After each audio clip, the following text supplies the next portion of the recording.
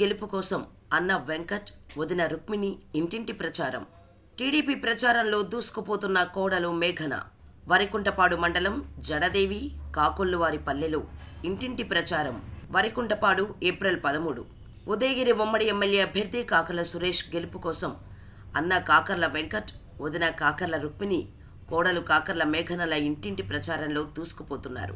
తమ్ముడు గెలుపు కోసం అన్న, వదిన, కోడలు నిరంతరం శ్రమిస్తున్నారు. నియోజకవర్గంలోని 8 మండలాల్లో పల్లెపల్లెకు తిరుగుతున్నారు. కాకర్ల సురేష్ను ఆశీర్వదించాలని అభ్యర్థిస్తున్నారు.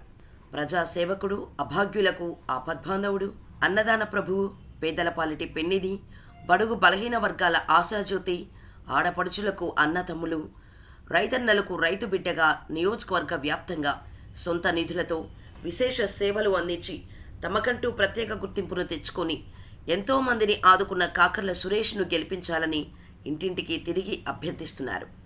అందులో భాగంగా వరికుంటపాడు మండలం జడదేవి పంచాయతీ పరిధిలోని జడదేవి కాకొల్లువారిపల్లి గ్రామంలో ఇంటింటికి తిరిగి సైకిల్ గుర్తుకు ఓటు వేసి తెలుగుదేశాన్ని గెలిపించాలని ప్రార్థించారు. సూపర్ 6 పథకాలు అద్భుతమని, మహిళలు ఆర్థికంగా ఎదిగేందుకు కృషి చేసిన నేత నారా చంద్రబాబు నాయుడు అని ప్రచారం నిర్వహించారు. రాష్ట్రం అన్ని రంగాలలో అభివృద్ధి చెందాలంటే నారా చంద్రబాబు నాయుడు ముఖ్యమంత్రి కావాలన్నారు.